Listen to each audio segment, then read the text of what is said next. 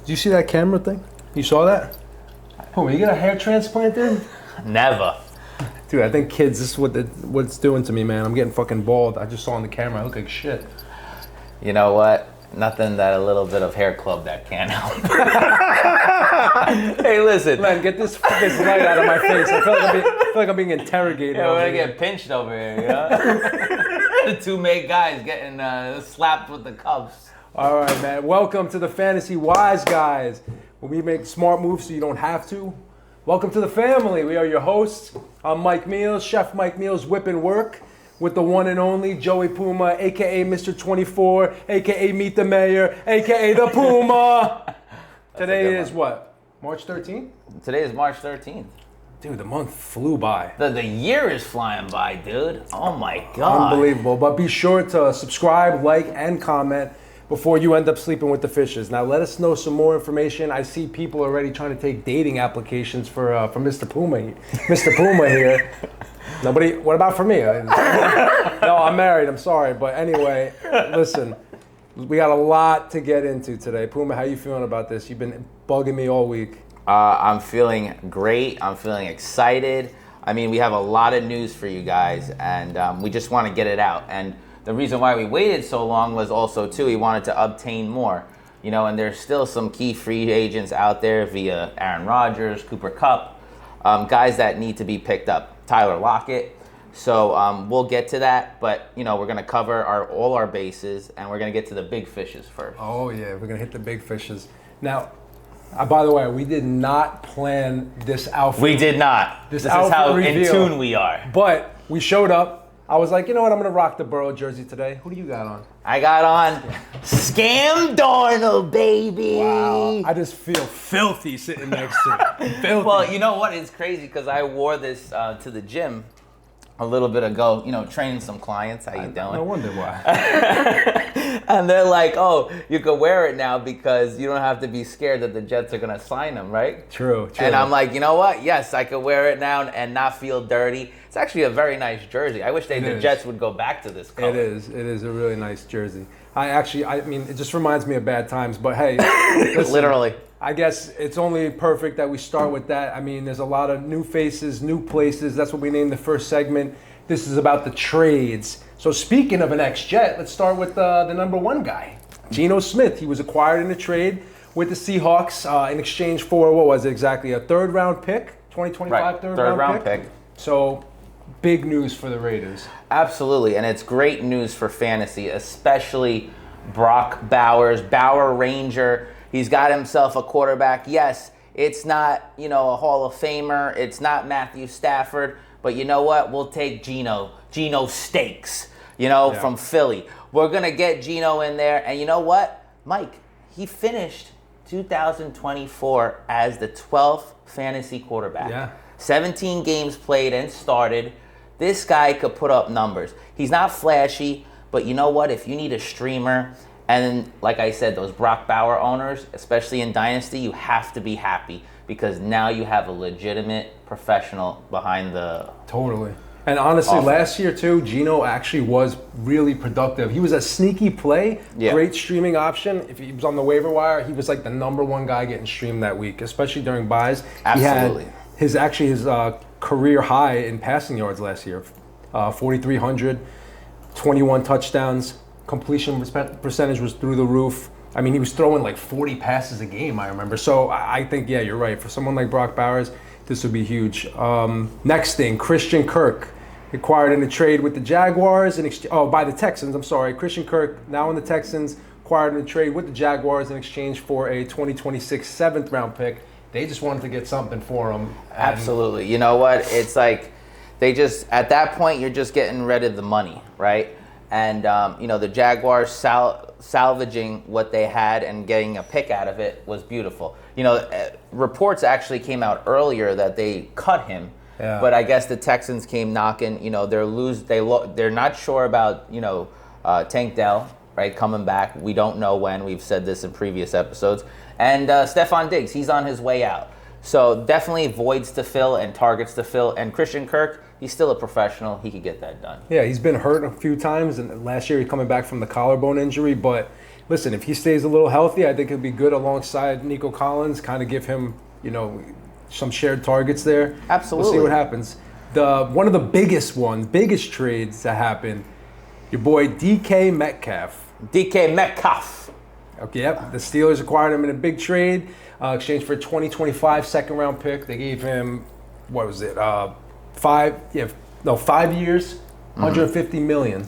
And you know what? I thought that was a lot for DK. He didn't put up these gaudy numbers that he got paid for. And we got our boy out there, Jamar Chase Bank, still waiting to get the bank, still waiting to get the bag. And, again, there was an article that came out, DK, in the beginning of the offseason. He wanted to go somewhere sunny. He wanted to be on the West Coast. Like anything else, bro, money talks, bullshit walks. And this guy got paid. But, again, stats never lie. Yeah, what do we got? Last year, this man, 2024, fantasy finish, wide receiver 31. Mike, I don't like that. 15 games played, 12 started. Now he's going to a situation without a quarterback. He's going to be missing Geno Smith. We don't know who the quarterback in Pittsburgh yet is going to be, whether it be a Shedeur Sanders in the draft or Jackson Dart, et cetera, et cetera. We still have Aaron Rodgers out there. We still have Russell Wilson, who got a bad taste in his mouth from Mike Tomlin. Yep. I don't know where Pittsburgh goes from here, Mike. They have all the talent in the world, and they got rid of your boy Najee Harris. Najee's gone. Yeah. Who is facilitating the ball there? Who's their point guard? Yeah. Where's the quarterback? Mason Rudolph, who was just signed. Today, yep. Yeah, even though it's whatever, but again, for me, Pittsburgh, great move, but at the end of the day, someone's got to be giving the ball, facilitating that ball, like I said, and right now, I don't see it. This is not a good situation. I mean, I guess, listen, the money doesn't matter in fantasy, but from a NFL perspective, I think they paid him a little bit too much, bring him on. Yeah. The guy's a little past his prime. And to be honest with you, also now from a fantasy perspective, he wasn't really a made guy the last couple of years. He'll always be a made guy, but he hasn't been putting up wide receiver numbers since 2020. And wide receiver 1 numbers since 2020. Last year, 992. You said he was the wide receiver 31. I was never excited to draft him last year. Right. I wasn't excited to draft him the year before. He's a big play guy. So obviously they get the right quarterback. But from a fantasy perspective, we'll see. I mean, I'm sure you're going to see similar production to last year. The last trade that we had on the list, nothing exciting. I mean, who cares? But Kenny Pickett to the Browns in exchange for Dorian Robinson to the Eagles. That's interesting. The pride of Asbury Park right here in New Jersey. Kenny Pickett fence. Mike, not for anything. We laugh at these trades. It is March. We do have to put that in perspective. But when you're looking for a super flex, especially in those 2 quarterback leagues, and it's after Thanksgiving and you have 2 guys down, I don't know. I think Kenny Pickett could win that job. Again, there's not much competition, right? I mean, you got Watson, who's hurt, and he's probably going to miss the remainder of the season. And we still don't know who they're going to bring in to challenge him. They have the number 2 pick. So, again, how things fall, you don't know, but on to the next. Yeah, listen, I'm not even going to say anything. You already know what it is. New faces, new places again. The free agency frenzy. This was huge. I mean, Pumas had a hard-on for this guy for so long. I mean, it's only fitting that we bring him up first. Davante Adams to the Rams. Unbelievable deal. 2-year contract worth $46 million, $26 million guaranteed. Pairing him up with Sean McVay, Stafford, Puka Nacua. I heard today, actually, so McVay part of this process before actually getting Davante to sign the contract, McVay was sending him clips of himself, video highlight reels of Davante Adams, and then he was talking over it, putting his own critique on it, letting him know what he saw, what he wants to do with him. He's an offensive genius. I know I'm excited, and like I said, you've been riding Davante for a long time, my friend. Dude, I've been riding Davante when he was playing in Lambeau, man. Pause. And pause, like the kids say. Anyway, going forward, Mike, last year he was the wide receiver 14. That is not bad at all. With 2 gruesome offenses in Vegas and the New York Jets, I believe with Matthew Stafford and the LA Rams, it's going to be off the chain. Definitely. And, he missed 2 games also, and he still put up those numbers. Exactly. A quiet wide receiver, too. Yeah. And I believe, in the 4th or 5th rounds, if he's still available, you snatch him up in restart leagues, of course. Definitely. Because, again, there's a lot of talent that's going to be out there. I still take Puka Nacua over him, like our rankings. We still stay true to that. But, again, slam dunk. And I believe he's going to be a top 12 wide receiver when it's said and done going into 2026. And that's the question, is people want to know, can Stafford, hold enough or keep up for 2 wide receiver ones, Puka and Davante? And I think the answer is yes. I mean, if he stays healthy, these 2 receivers could see a lot of production.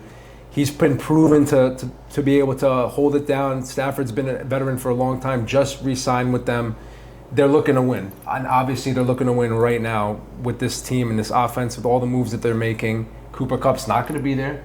So it's Davante and Puka. And, I'd like to say that this brings Puka's value down a little bit, but I don't think it does. I think they're going to be an explosive offense. So the next play here, we had Aaron Jones back to the Vikings, signing a 2-year, $20 million deal, $13 million guaranteed.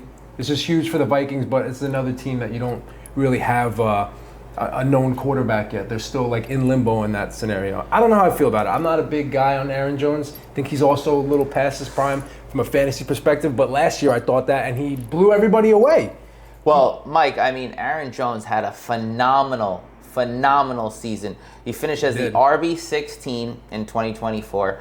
And, with a Sam Darnold-led offense, I think he did absolutely superb. Like and most of our viewers know, running back is a scarcity, right? So if you could have picked up Aaron Jones in the 4th or 5th round, you made out last year. And again, not every running back is going to have a stud week, unfortunately. That's how the game is played, and it is the human element that comes into play. But at the end of the day, if my man could get you a top 20, right, like in Aaron Jones' case, 16, you take it every day of the week, because that is a solid RB2, if not flex play. No, he's definitely draftable this year, and I stand corrected after last year. And him, like Geno, also had a record-breaking year, 1,138 rushing yards. That is his career high. So, kudos to them bringing him back. I think it was a great move. I think a big thing also, too, with Jones is the passing element, especially for PPR out there, guys. Yep. 69 targets. Exactly. Which led to my point that Aaron Jones could literally 62, take it to... I'm sorry. 62. He could take it to the house. Every time he touches a ball, it can be a home run. I'm looking here, too. That's he's got an 82% catch percentage, which means you put the ball in his hands, he's going to catch it. Especially the yard after catch, is especially important, especially those leagues that have bonuses, right? Again, the standard is the standard, and that's PPR nowadays. But if you guys aren't playing with bonuses, you're missing out. And Mike, on to the next. I guess we'll have to talk about your boy. Let's go back to your man, Scam Darnold, signing a 3-year, $100 million deal with the Seattle Seahawks, $55 million guaranteed. I know they're excited to bring him in. I was reading about the GM. He's had a lot of nice things to say about him, specifically about his character. You know me, I'm big on character. I want to know that this guy's a locker room guy. I want to know he's going to play, but in the end, and for fantasy, he's not doing much as a quarterback. He might be a bench-worthy guy or streamer. Mm-hmm. But yeah, I don't know how I feel about it. And I think that they're gonna, they lost some key weapons with DK Metcalf leaving and Lockett in limbo. JSN hopefully can support that, but I don't know. Is he a wide receiver 1? Is this going to be a big rebuild? Are they going to run the ball more? Yeah. But listen, he's going to be there for 3 years. So Mike, I feel that Darnold, with an extra weapon, maybe they go out and get a Cooper Kupp. He is from Washington, the school he played with. Amari Cooper is available too. Right. If you get him another option, Scam Darnold becomes Darnold Trump. But let's see how we got here, right? 2024, he finished as the QB 8. That's excellent. If you throw out the last 2 games of the season that we laid our eyes on Sam Darnold, he's basically an MVP nominee, right? Top 3. Those last 2 games knocked him out of that. He had help. There is no denying that. Jordan Addison, Justin Jefferson, TJ Hawkinson, the list goes on, our boy Aaron Jones. But in the end, this man did play 17 games. I know I get on him, but I'm an ex-Jet, I'm an ex-Sam Darnold lover because I'm a Jet fan. That's why I have this jersey, because I was scammed too. You know, I was scammed too. You're part of the scam. Yeah. But in the end, you know, I feel like it is also, it could be good or bad, right? Because he does have his former quarterbacks coach from San Francisco, Clint Kubiak, who's going to be the offensive play caller for the Seattle Seahawks. So he has that in his favor. He just needs some more talent around him. But let's not forget that he was just so loaded with Minnesota and Kevin O'Connell. You can't go wrong. I think that either one of us would have looked decent. But again, we'll see. If you do look at the contract, it is 55 guaranteed. Yeah. So you're really giving him 1 year for 55. After the other 2 years after that, they could get out of that. If it's so bad, they could always cut him after. I mean, Len, isn't he the guy that said scam Darnold's about to blow, and now you're blowing him? What are you talking about? I don't think he's going to be that special. I don't think he could be that special either right now. Right now. But if you surround Darnold with talent, he can be good. What was his problem in New York? Robbie Anderson, and that's it. He didn't have much. Carolina, they just got rid of CMC, and he had half a season with him. Yeah. San Francisco, he was the backup. Minnesota, you saw what he could do with talent around him. So like anything else, I would say even Mark Sanchez probably had a time or two when back in the day. You have to have talent around these certain kind of quarterbacks, and then they will flourish. I think they might even look to run a little bit more now. You know, they got Charbonnet and Kenny Walker back there. But yeah, you know what? It's funny, before we get to the next guy, I remember seeing it in San Francisco when he played that one game when Brock Purdy got hurt, and he came in, I guess it was against the Ravens, I think, and he actually threw 2 touchdowns, and he balled out a little bit. So you saw it in him, and then he came to Minnesota, did this exact same thing, and... Deep sleeper for you guys out there, Jake Bobo. Jake Bobo. Who? Nice 14th round flyer for y'all. You'll see why. Adam. So the next one of my favorites, you know, I drafted him first pick a couple years ago. He, you know, let me down. But Najee Harris to the Chargers this year, I don't think he's going to let anyone down. Agreed to a 1-year deal, $5.25 million guaranteed. So $3.57 million signing bonus. Yeah, I mean, listen, this guy, I think a lot of people are down on him this year, and I think his value is going to be really low in terms of ADP. He might be a good move to take him. We saw how J.K. Dobbins did.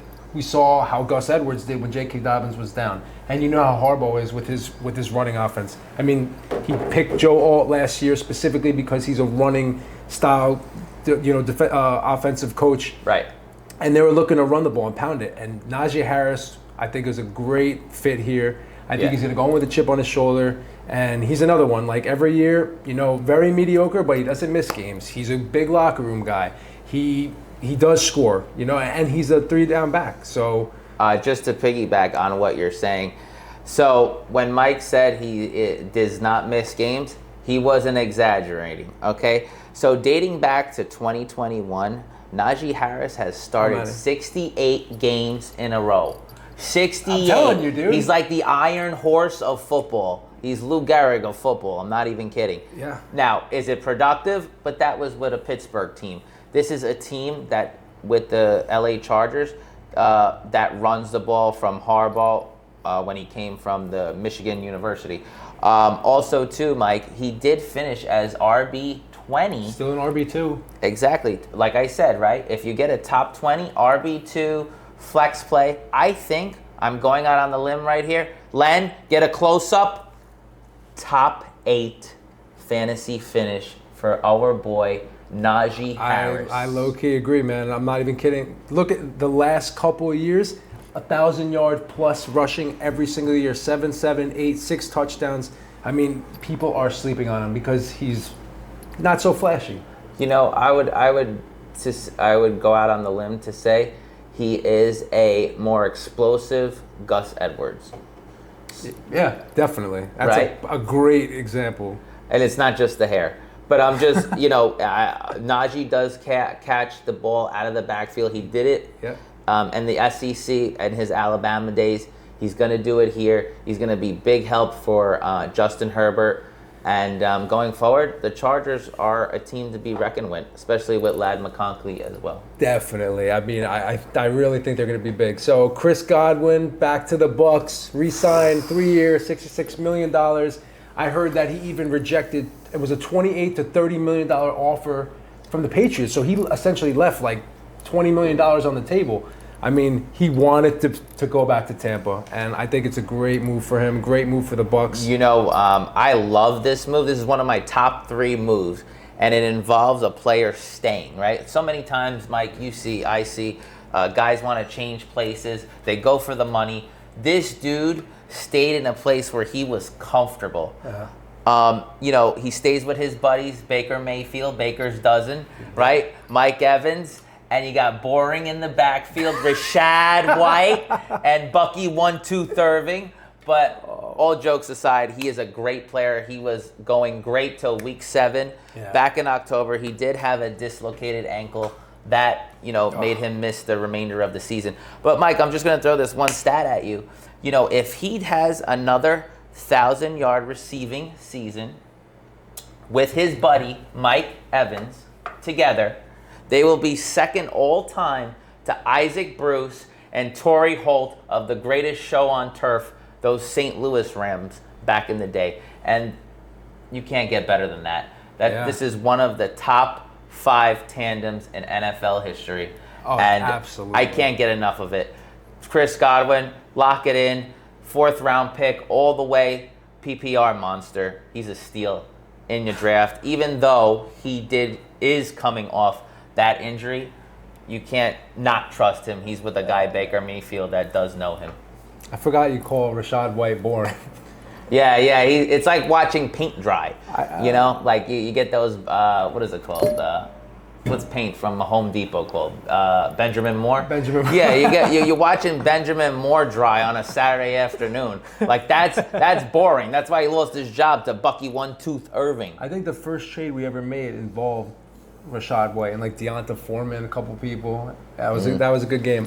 Yeah, I remember that. So anyway, next one. This is one of my favorites. It's a low-key sleeper, which we'll talk about in the next episode. Evan Ingram signed with the Broncos. 2-year, $23 million deal, 16.5 guaranteed. I think they need another weapon, and he was slept on last year because he was injured. But again, this is another guy that, but when he came in, he was commanding targets. He was getting the ball a lot.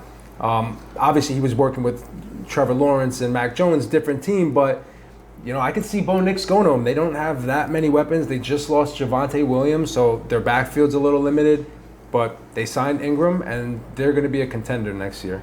He finished as the tight end 32 last year. He was hurt. That was mainly due to injury. So you can't take that into effect because we can't take injury into effect unless they're going into the season. So again, like you said, another late round flyer. Why not?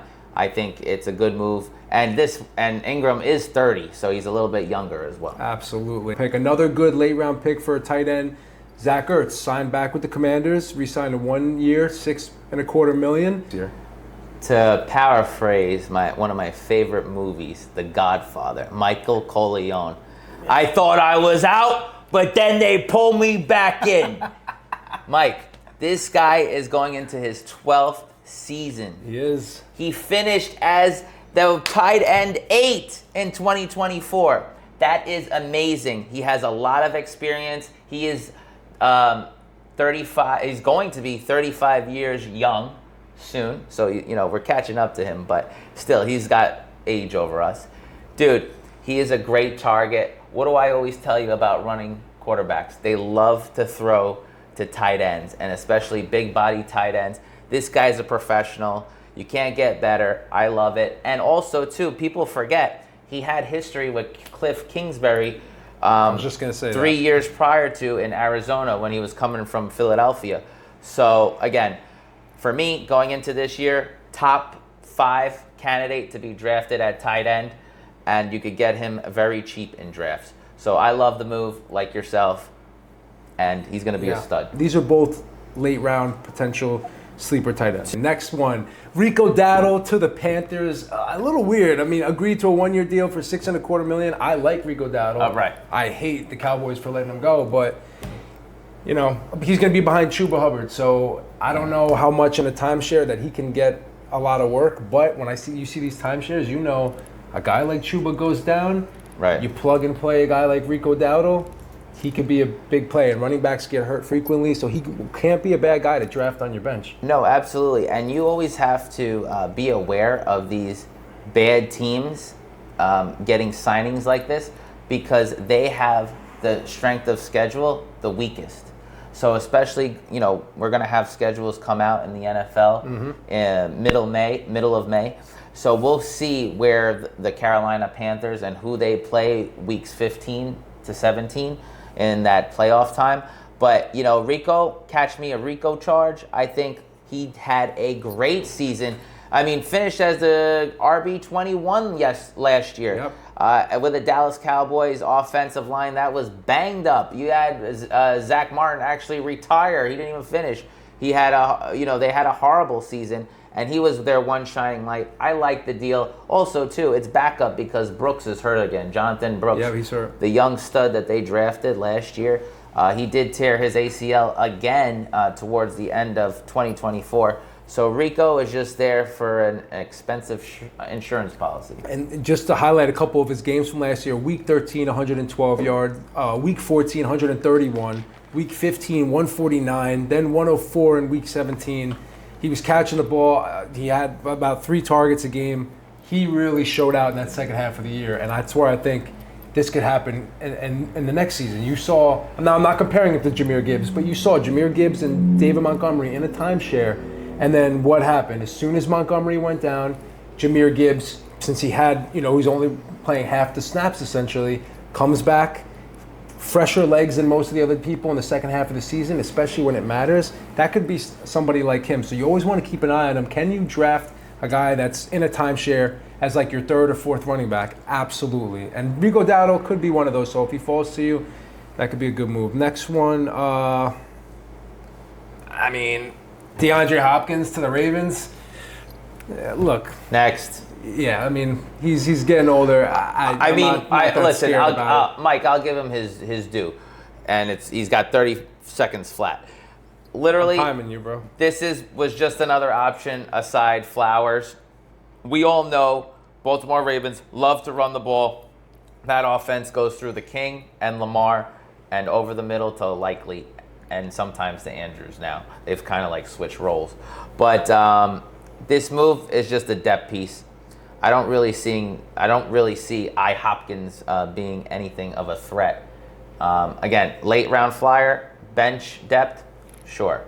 But other than that, we're moving on. Yeah, in fantasy, if you're starting him, you're in trouble. So yes. I would look to not even draft him.